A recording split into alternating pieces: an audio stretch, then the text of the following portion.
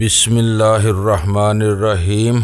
गुमनाम हीरो के मुअज़्ज़ज़ नाज़रीन, अस्सलामु अलैकुम। आइए चलते हैं कहानी की तरफ। और जाड़ियों की ओट में अपने मोर्चे जमाए बैठे थे। हर एतबार से सूरत हाल कंट्रोल में नजर आ रही थी, लेकिन मैं ये समझने से कासिर था कि मजदूरों और खलासियों वगैरह की बारी नफरी को खून रेजी के बगैर किस तरह पकड़ा जा सकेगा। अगर वहाँ तसादम की कोई भी सूरत रोनुमा होती तो बहुत से बेगुनाहों का मरना और जख्मी होना नागुज़ीर नजर आ रहा था। ये बताओ, तुम ग्रैंड होटल छोड़कर हैरी किसिंजर के काउंसलेट क्यों चल दी थी? सुल्तान शाह के इस बामनी सवाल ने मुझे इन दोनों की तरफ मतवज्जो होने पर मजबूर कर दिया। इस खबीस ने किसी अहम मामले पर तबादला ख्याल के लिए मुझे बुलाया था और मैं इसका फोन सुनते ही नेक नीति के साथ इसके दफ्तर की तरफ रवाना हो गई, लेकिन वो तुम्हें अपने रूबरू देखते ही बदनीति पर तुल गया। सुल्तान शाह ने टुकड़ा लगाया। सुनना है तो शराफत से पूरी बात सुनो, वरना मैं तुम्हारा मुंह तोड़ दूंगी। वीरा गुर्राई, मेरा कोई गलत मतलब नहीं था, सुल्तान शाह ने मुदाफ़ाना अंदाज में कहा। पता नहीं तुम मेरी बातों पर इतनी जल्दी मुश्तिल क्यों हो जाती हो। ठीक है वीरा, अब ये तुम्हें नहीं टोकेगा। मैंने इसे यकीन दहानी कराई। इसने बहुत इज्जत और एहतराम के साथ अपने दफ्तर में मेरा इस्तकबाल किया। वीरा बताने लगी। बातों बातों में इसने मुझे जिताना चाहा कि शहर में मैं गैर महफूज थी, मुझे अपने नामालूम दुश्मनों की तरफ से हलाक भी किया जा सकता था, इसलिए चंद दिनों के लिए मुझे काउंसलेट में पनाह हासिल कर लेनी चाहिए थी। लॉन्च की बेहिफाजत आमद के बाद जब सारे खतरात टल जाते तो मैं अपनी मर्जी से कहीं भी जा सकती थी। मैं उसका असल मकसद भांप गई। मैंने इसे बताया कि मैं कोई आम और नरमो नाजक लड़की नहीं हूँ। मैं दुश्मनों के हसार में भी जिंदा रहने के फन से खूब वाकिफ हूँ, इसलिए उसे मेरी सलामती के बारे में फिक्रमंद नहीं होना चाहिए। इस पर उस मरदूद ने मुझसे मजीद कुछ कहे सुने बगैर सैटेलाइट फोन पर जिम्मी लाइट का नंबर मिलाया। स्पीकर फोन इस्तेमाल होने की वजह से मैं दोनों तरफ से की जाने वाली गुफ्तगू सुन रही थी और जरूरत पेश आने पर इसमें शरीक भी हो सकती थी। हैरी किसिंजर ने जो कुछ मुझसे कहा था वही सब इसने जिम्मी लाइट से दोहरा दिया और इसे मेरे ख्यालात से आगाह करते हुए इन खतरात और मुतनाज़ा हालात में इसकी राय तलब की और इसने मेरी तरफ से हैरी किसिंजर को सारे इख्तियारात सौंप दिए। इसका कहना था कि मैं नासमझ और लाउबाली लड़की हूँ, इसलिए हैरी किसिंजर को मेरी बेहतरी के लिए हर वो कदम उठाना चाहिए जो वो जरूरी समझता है। मैंने अपने बाप से शदीद एहतजाज किया, उससे ये भी कहा कि हैरी बहाने से मुझे यरगमाल बनाना चाह रहा है, लेकिन जिम्मी लाइट ने सर्द मोहरी के साथ मेरी हर दलील को मुस्तरद करके मुझे हैरी की हदायत पर अमल करने का हुक्म दे दिया। इसका मतलब है कि हैरी बहुत मक्कार और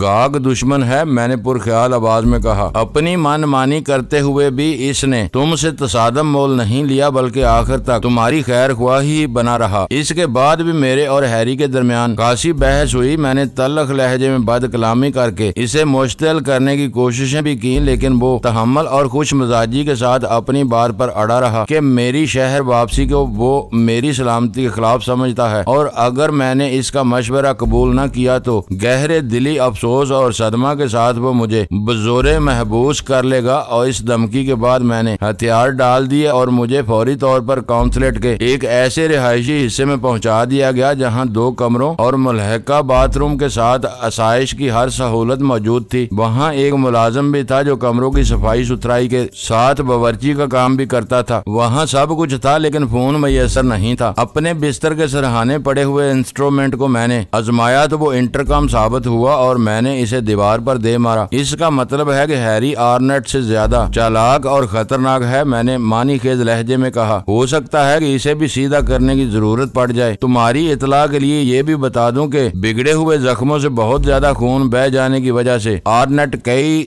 दिन की अजियतनाक कश्मकश के बाद जहन्नम वासिल हो गया। काउंसलेट में मुझे एक मुअज़्ज़ज़ मेहमान की तरह तमाम सहूलतें फराहम की जाती थी। रेडियो, डेक, टीवी और VCR के अलावा कई मुल्की और गैर मुल्की अखबारात भी दिए जाते थे। बस बैरूनी दुनिया से राबता पर पाबंदी आयद थी। ग्रैंड होटल से अपना सामान तुम ही ने मंगवाया था या वो हैरी की जालसाजी थी? उसके अज़ाइम और पोजीशन का भरपूर इदराक हो जाने के बाद मुझे हालात से समझौता करना पड़ा। सामान मेरी रजामंदी से मंगवाया गया था। इसने तुम्हें अपने चुंगल में जकड़ लिया, लेकिन ये भूल गया कि तुम्हारे हमदर्दों में से कोई कासिम भाई के किरदार से भी वाकिफ हो सकता है। मैंने उससे न सिर्फ लॉन्च का प्रोग्राम उगलवा लिया बल्कि पूरे 10 लाख रुपए भी वसूल कर लिए। तुम चाहो तो इस रकम में से अपना हिस्सा ले सकती हो। रकम के बारे में में मुझे संजीदगी से सोचना होगा। वो बोली, तुमने शी का शराजा बखेर कर मेरी जाती आमदनी के जराये भी मसदूद कर दिए हैं। तुमने हिस्सा नहीं दिया तो शी के चार्टर के मुताबिक मुझे अपनी जरूरियात के लिए हैरी के काउंसलेट से रजू करना पड़ेगा। वो लोग तयशुदा तरीकाकार के मुताबिक दुनिया के हर खित्ते में शी की तमाम तर हंगामी माली जरूरियात पूरी करने के पाबंद हैं। आज तुम्हें बाहर आने की इजाजत कैसे मिल गई? सुल्तान शाह ने सवाल किया। हैरी को पूरा यकीन है कि लॉन्च से सारे हथियार वगैरह बहिफाजत गोदामों में मुंतकिल कर दिए जाएंगे। इसने अपनी दानिश्त में मुकम्मल फूल प्रूफ इंतजाम किया है। इस मिशन की नाकामी उसके असाब को हिलाकर रख देगी। कामयाबी का 100% यकीन होने के बावजूद वो खुद इधर नहीं आया। उसने अपनी जगह मुझे भेजा है ताकि आखिरी लम्हात पर पैदा होने वाले किसी भी मसले को ऑन दी स्पॉट हल कर सकूं। लेकिन आज भी उसने मुझ पर मुकम्मल एतमाद नहीं किया, बल्कि सिविलियन नंबर प्लेट वाली एक कार में काउंसलेट के एक मुसल्ला मुहाफिज को मेरे साथ भेजा है ताकि मैं असल मिशन से इनहराफ करके किसी गैर मुतल्लका फर्द से राब्ता न कर सकूं। इसके इंकशाफ पर मैं चौंक पड़ा। अगर तुम्हारा मुसल्ला साथी काउंसलेट का तनख्वाहदार मुलाजिम है तो इसका जिंदा या मुर्दा पकड़ा जाना बहुत जरूरी है। वीरा फौरन ही मेरा मकसद समझ गई और बोली, मेरा ख्याल है कि वो कार भी काउंसलेट ही की है। इसी वक्त मुझे चट्टान से एक इंसानी हैवला संभल संभल कर नीचे उतरता हुआ नजर आया और हम तीनों अपनी गुफ्तगू भूलकर उसकी तरफ मतवज्जो हो गए। इसके करीब आने पर पता चला कि वो हमें शहर से वहां तक लाने वाला ड्राइवर था। इस वक्त उसके शाने से एक सब मशीन गन झूल रही थी जिसमें बड़ा मैगजीन चढ़ा हुआ था। सर, आपसे अलहदगी में कुछ बात करनी है, इसने बराह रास्त ड्राइविंग सीट की खिड़की पर आकर धीमे लहजे में मुझसे कहा। मेरे लिए उसकी आमद बहुत अहम थी, इसलिए मैं फौरन ही दरवाजा खोलकर नीचे आ गया। सर ने आपको ऊपर बुलाया है। जीप से चंद कदम दूर हट जाने के बाद उसने सरगोशियाना लहजे में कहा। वो आपसे तखलिये में कुछ बात करनी चाहते हैं। मैं फौरन ही उसके साथ चट्टान की तरफ हो लिया क्योंकि इस मरहले पर मैं खुद उससे बात करने के लिए बेचैन था। वीरा की वापसी के बाद सूरत हाल अचानक ही बिल्कुल मुख्तलिफ हो गई थी। वीरा और सुल्तान शाह ने मेरी अचानक रवानगी पर कोई एतराज नहीं किया। ड्राइवर मेरे साथ ऊपर जाने की बजाय चट्टान के दामन में एक पत्थर पर बैठ गया था। मैं ऊपर पहुंचा तो अव्वल खान सरे पर ही मेरा मुंतजर था। सुना है कि वीरा इस भीड़ से अलग होकर तुमसे आ मिली है। इसने छूटते ही मुझसे सवाल किया। तुमने ठीक सुना है, ये बताओ कि अब क्या पोजीशन है? मैंने कहा, लॉन्च लंगर अंदाज हो चुकी है, पेटियां उतारी जा रही हैं। एक नजर तुम खुद देख लो। मैं फौरन दूरबीन की तरफ बढ़ा, वहां जमे हुए शख्स को हटाया और ताकतवर अदसों के जरिए नीचे घाट का जायजा लेने में मसरूफ हो गया। वो कोई दकियानूसी वजह की लॉन्च नहीं थी। इस पर सामान की तेज रफ्तार लोडिंग और अनलोडिंग के लिए ओवरहेड क्रेन नस्ब थी जो बिजली की सी कुव्वत से बड़े बड़े 24 क्रेट नीचे खड़े हुए ट्रकों पर मुंतकिल कर रही थी। इस क्रेन के ओवरहेड ब्रिज में लगे हुए आर्डर्ड बोर्ड स्पीड बाहर की तरफ बढ़े हुए थे, जिनकी मदद से लॉन्च पर लदा हुआ सामान बराह रास्त गोदी या किसी ट्रक पर उतारना मुमकिन था। अल हदीद के दियो हैकल वजूद ने अपने पीछे वाक़या साहिल के वसी और अरीज हिस्से को अपनी आड़ में ले लिया था, जिसकी वजह से मैं मजदूरों और ट्रकों की मसरूफियात का जायजा लेने से कासिर था। लेकिन मजमूई सूरत हाल से ये अंदाजा लगाना कुछ मुश्किल नहीं था कि सारा काम बहुत तेजी के साथ सर अंजाम दिया जा रहा था। हमने हिकमत अमली बदल दी है। मेरे फारिग होने पर अव्वल खान ने पुरसकून लहजे में कहा, मुझे आगाह किया, हमें दुश्मन पर हर तरफ बालादस्ती हासिल है। अभी अभी बहरिया की तरफ से पैगाम मिला है कि लॉन्च पर से माल उतारने का काम अल हदीद का मशाक अमला ही सर अंजाम दे रहा है, लेकिन वो सब पूरी तरह कड़ी निगरानी में है। यहाँ क्रैक पर की जाने वाली किसी भी कार्रवाई में बहुत से बेगुनाह मजदूरों के हलाक और जख्मी होने का अंदेशा है। इसलिए हमने इस मरहले पर दखल अंदाज होने का इरादा तर्क कर दिया है। हम अल हदीद को अनलोड होने देंगे। यहाँ से जो ट्रक हथियारों की खेप लेकर शहर की तरफ रवाना होंगे, इन्हें एसबान पर मामूर हमारा अमला गिरफ्तार कर लेगा और जदीद तरीन मोहलक हथियारों से लदे हुए सारे ट्रक कड़ी निगरानी में मलीर छावनी पहुँचा दिए जाएंगे। इस नजरे सानी शुदा मंसूबा के मुताबिक हम किसी की नक्सीर बहाए बगैर दुश्मन की साजिश को नाकाम बना देंगे। अब हमें यहाँ इंतजार और सिर्फ इंतजार के अलावा कुछ भी नहीं करना है। तो क्या तुमने यही बताने के लिए मुझे ऊपर बुलाया था? मैंने उससे सवाल किया। हाँ, इसने कहा, दरअसल मैं वीरा के सामने नहीं आना चाहता था। मुल्की सलामती के इंतजामात में मेरा अपना मुकाम है। तुम मेरे दोस्त हो और आज वीरा तुम्हारी हलीफ है, लेकिन कल कलां को वो तुम्हारी हरीफ भी बन सकती है। इस नाजुक मरहले पर मैं इसकी नजरों में आ गया तो आगे चलकर ये लग्जश मेरे लिए मोहलक भी साबित हो सकती है। तुम्हें यहाँ बुलाने का मकसद सिर्फ इतना था कि मैं तुम्हें बता दूं कि अब यहाँ कोई गोली नहीं चलेगी। सूरत हाल पूरी तरह हमारे काबू में है। हम सिर्फ इंतजार करेंगे और मुनासिब वक्त आने पर इन गद्दारों को छाप लेंगे। ऐसे हालात में तुम्हारा यहाँ रुकना बेसूद होगा। अगर वीरा इन दरिंदों की कैद से आजाद होकर तुम्हारे पास आ गई है तो तुम्हें शहर की तरफ रवाना हो जाना चाहिए। लेकिन S1 पर तुम्हारे गुरीलों से गुलू खलासी की क्या सूरत होगी? तुम्हें जीप में वही ड्राइवर ले जाएगा जो तुम्हें यहाँ तक लाया है। इन लोगों से वो खुद ही निपट लेगा। मेरा ख्याल है कि तुम्हें वीरा को लेकर यहाँ से निकल जाना चाहिए। तुम्हारा मशवरा बहुत मुनासिब है, लेकिन ये याद रखना कि वीरा को यहाँ लाने वाली कार गालबन हैरी किसिंजर के काउंसलेट की मलकियत है और वीरा का निगरान वहाँ का तनख्वाहदार मुहाफिज है। इन दोनों पर काबज होकर तुम काउंसलेट वालों के लिए कई दुश्वारियां पैदा कर सकते हो, जिनकी जवाबदही में इन्हें दांतों पसीने आ जाएंगे। तुम मुतमिन रहो, वो पुरएतमाद अंदाज में बोला। आज जो कोई भी घोड़ा क्रैक में आ गया है वो जानदार हो या बेजान अपनी मर्जी से वापस नहीं जा सकेगा। नीचे लॉन्च के अकब में बहुत तेज रफ्तारी के साथ काम जारी था। मैं इस मंजर पर अलविदाई नजरें डालता हुआ अव्वल खान से रुखसत हो गया। अव्वल खान ने अपने ड्राइवर को शायद पहले ही रवानगी के प्रोग्राम से आगाह कर दिया था, क्योंकि वो मुझे वापस आता हुआ देखकर जीप की ड्राइविंग सीट की तरफ बढ़ चुका था। मैं सुल्तान शाह के साथ जीप की अकबी नशिस्त पर सवार हो गया। वीरा बदस्तूर आगे ही बैठी रही और जीप सुबह रफ्तारी के साथ हरकत में आ गई। कच्चे और ना हमवार रास्ते पर उछलती कूदती हुई जीप सड़क पर आई तो एक मुकाम पर अचानक ही एक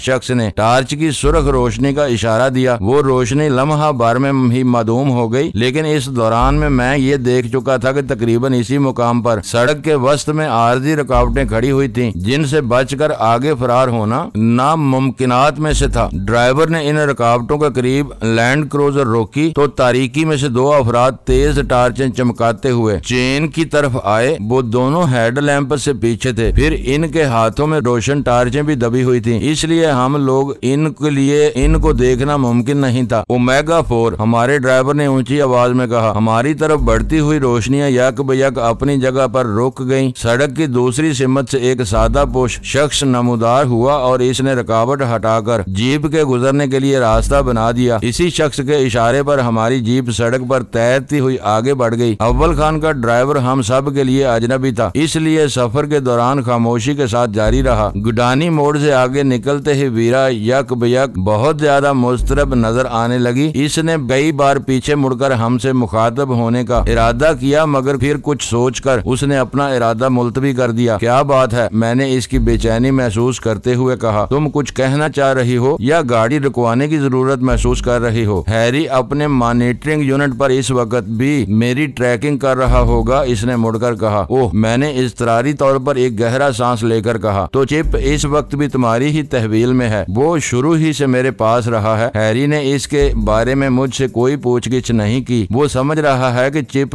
अभी तक मेरे जिस्म में पोशीदा है। क्यों ना इसे यहीं कहीं फेंक दिया जाए? ये भी हमारे लिए बिला वजह का एक रोग बन गया है। सुल्तान शाह ने अपनी राय पेश करते हुए कहा। नहीं, मैंने इसका मशवरा मुस्तरद कर दिया। चिप के जरिए हम इन्हें गलत राह पर डाल सकते हैं। इसका हमारी तहवील में रहना बहुत जरूरी है। जिस दिन चिप का मामला खत्म हो गया, इसी दिन से कुछ आदमी वीरा के पीछे लगा दिए जाएंगे और इसकी मुश्किलात नाकाबिले यकीन हद तक बढ़ जाएंगी। मैंने भी यही सोचकर इसे अब तक संभाले रखा है। वीरा बोली। वो है कहाँ? एक डोरी के जरिए मैंने लिबास के नीचे अपनी कमर से बंधा हुआ है। इसे अपनी कमर से खोल लो। शहर पहुँचने के बाद इसका भी कोई न कोई बंदोबस्त कर लेंगे। जीप कच्चे में उतार कर रोक ली गई। हम दोनों ड्राइवर के साथ जीप से उतरकर टहलते हुए आगे निकल गए। चंद सानियों के बाद वीरा ने हमें आवाज देकर वापस बुलाया तो पतली सी नायलॉन की डोरी से बंधी हुई थैली में महफूज किया हुआ चिप उसके हाथ में मौजूद था। पहले मेरा इरादा बराह रास्त घर वापसी का था, लेकिन चिप से छुटकारा हासिल किए बगैर इधर का रुख करना खतरनाक हो सकता था, इसलिए मैंने पठान कॉलोनी का रुख करने का फैसला कर लिया। वीरा के जिस्म से निकाले जाने के बाद वो चिप सुल्तान शाह के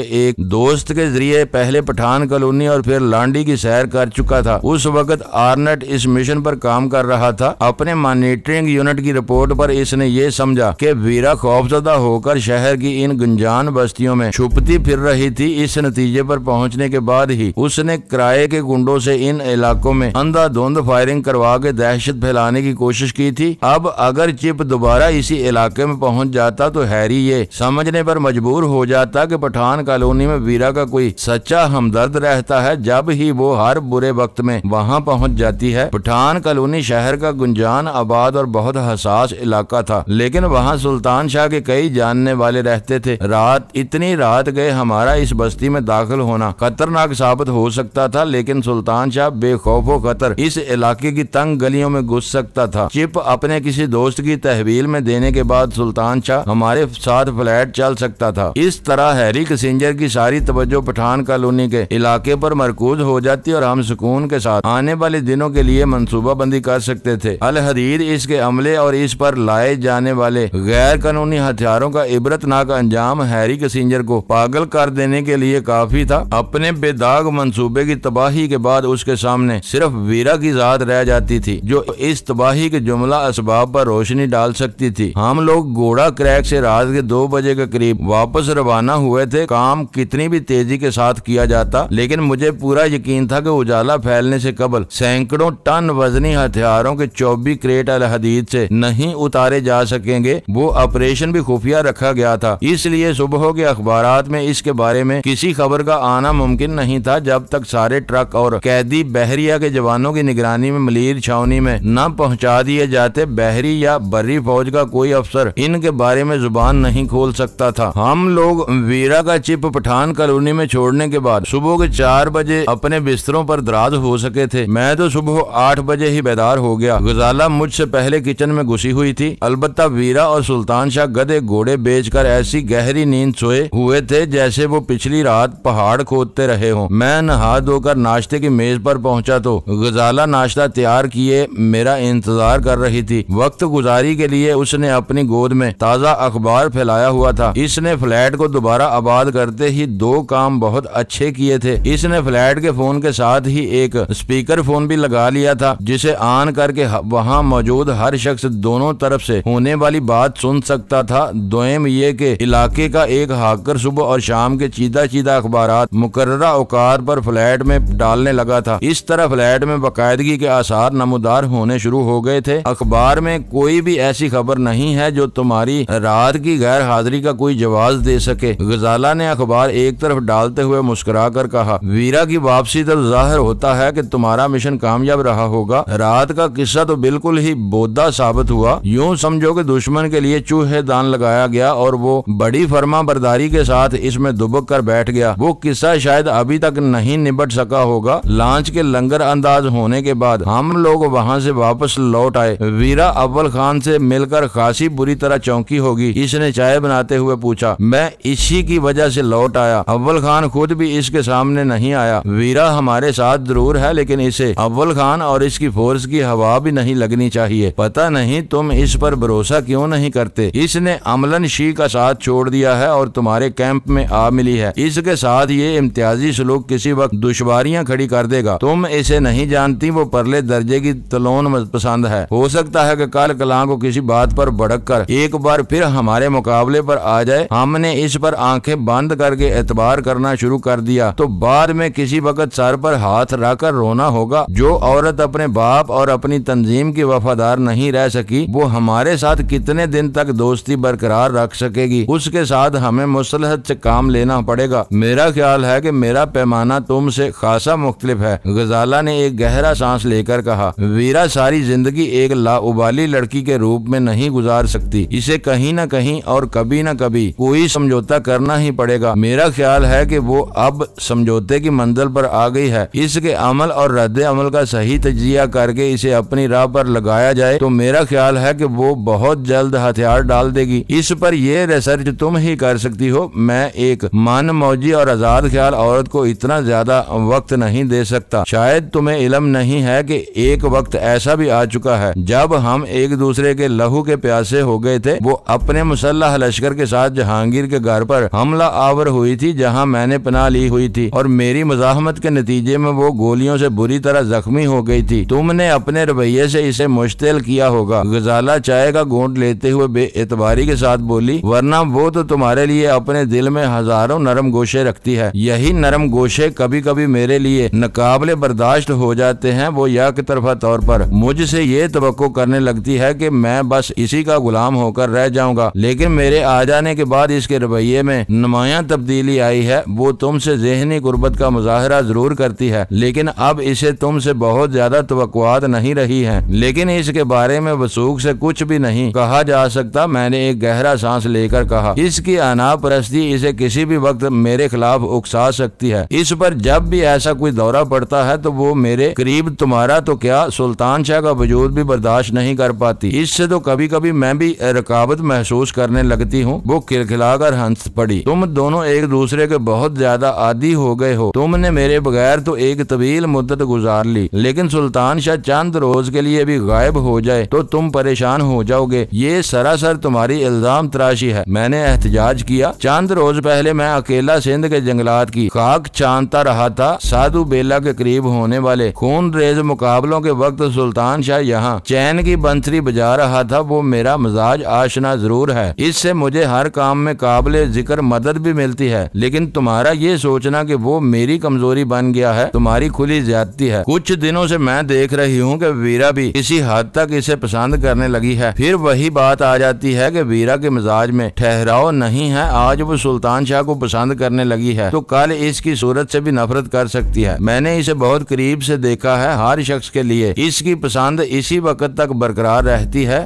जब तक वो इसे अपने कदमों में नहीं झुका लेती। ये मरहला सर करते ही इस शख्स की जात में अपनी सारी दिलचस्पी यक बियक खो बैठती है और फिर वो अपने लिए कोई नया चैलेंज तलाश करने लगती है। इन ही बातों में इसकी किसी कोशिश या इरादे का दखल नहीं होता। एक तरह से ये इसकी फितरत बन गई है। इसे तो शायद एहसास भी ना होगा कि अपने मिलने जुलने वाले मर्दों के बारे में वो कैसे कैसे एहसासात में मुब्तला रहती है। इसका मतलब तो ये हुआ कि तुम खुद भी इसकी जात में दिलचस्पी ले रहे हो और इसे मौजू बनाकर इसकी जात के तमाम पहलुओं पर फिक्र करते रहे हो। वो हंसकर बोली, ये सब सामने की बात है। इनके लिए किसी गौर फिक्र की जरूरत नहीं होती। आदमी की कुव्वत मुशाहदा जरा सी भी मजबूत हो तो ये नताइज चलते फिरते हुए भी अखज कर लेता है। तुमने नहीं देखा वीरा किसी भी सिलसिले में अपनी पसंद या नापसंद को छुपाने की कोशिश नहीं करती। इससे बेशतर के वीरा सुल्तान शाह की जात में अपनी दिलचस्पी खो बैठे।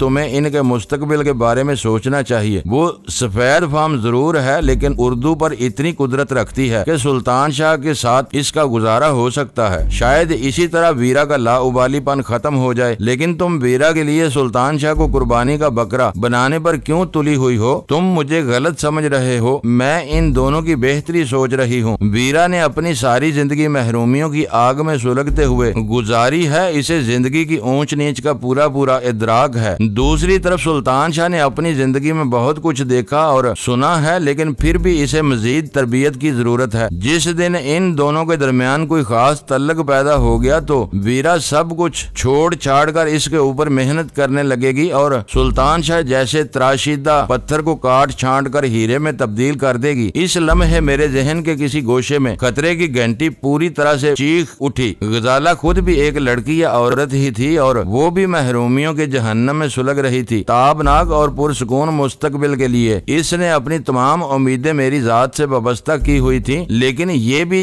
देख रही थी कि किसी न किसी वजह से वीरा भी मेरी तोजीहात का मरकज बनी हुई रहती थी। जब तक वीरा आजाद और खुद मुख्तार थी वो किसी के लिए भी खतरा बन सकती थी। मेरी और इसकी ज़हनी हम आहंगी देखते हुए गजाला को अपना मुस्तकबिल के लिए खतरे की अलामत महसूस करने लगी थी। वो एक ऐसा हसास और नाजुक मौजू था जिस पर वो मुझसे खुलकर बात नहीं कर सकती थी और ना ही मुझे वीरा से मेल जोल से रोक सकती थी। इस गुंजलक सूरत हाल का इसे एक ही हाल सूझा था कि वीरा जैसे रंगीन आजाद और बेकरार पंछी को पर खींच कर के किसी की जोली में डाल दिया जाए। जब तक वो आजाद और खुद मुख्तार थी मुझे गजाला से दूर ले जा सकती थी, लेकिन सुल्तान शाह की बीवी बन जाने के बाद न सिर्फ इसे मोहतात हो जाना पड़ता बल्कि सुल्तान शाह भी इसके बेहजाबाना मेल जोल पर कदगन आयद कर देता। गजाला की वो सारी सोच विचार वीरा की बेहतरी से ज्यादा अपने दिफा के लिए थी। वो ख्याल जहन में आते ही मैं बे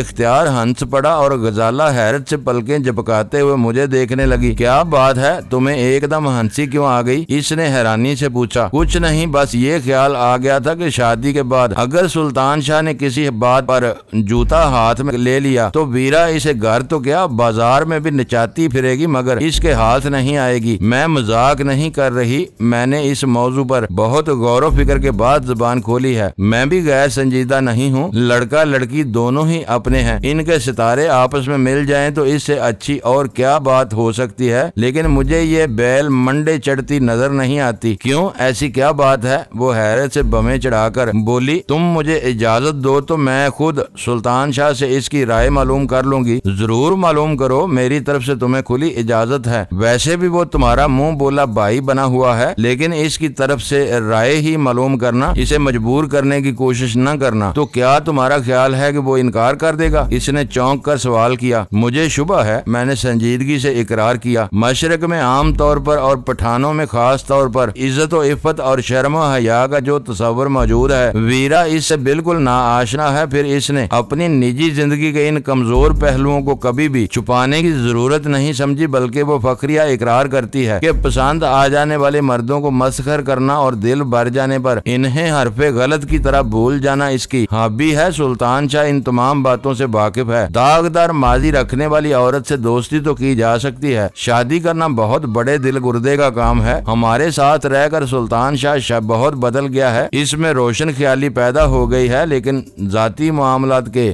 बारे में उसकी खोपड़ी में सदियों पुराना और रवायत परस्त पठान छुपा हुआ है, जो ऐसी बातों पर कोई समझौता नहीं कर सकता। अच्छा हुआ तुमने मुझे बता दिया। इस किस्म के मौजूआत पर इससे मेरी कभी कोई बात नहीं हुई है। अब मैं भी इससे सोच समझकर बात करूंगी। इसी वक्त फोन की घंटी बज उठी और मैं नाश्ता अधूरा छोड़कर फोन की तरफ मतवज्जो हो गया। मुअज़्ज़ज़ नाज़रीन, लाइक करें, शेयर करें और कमेंट्स बॉक्स में पाक आर्मी जिंदाबाद, पाकिस्तान पाइंदाबाद का नारा ज़रूर दर्ज करके अपने मुल्क पर फ़ख्र करें और पाकिस्तान की बुनियादें मजबूत करने में अपना किरदार अदा करें। वीडियो देखने का शुक्रिया। मुअज़्ज़ज़ नाज़रीन, अपना ख्याल रखिएगा और हमारे चैनल का भी। ISI पाक आर्मी जिंदाबाद, पाकिस्तान पाइंदाबाद।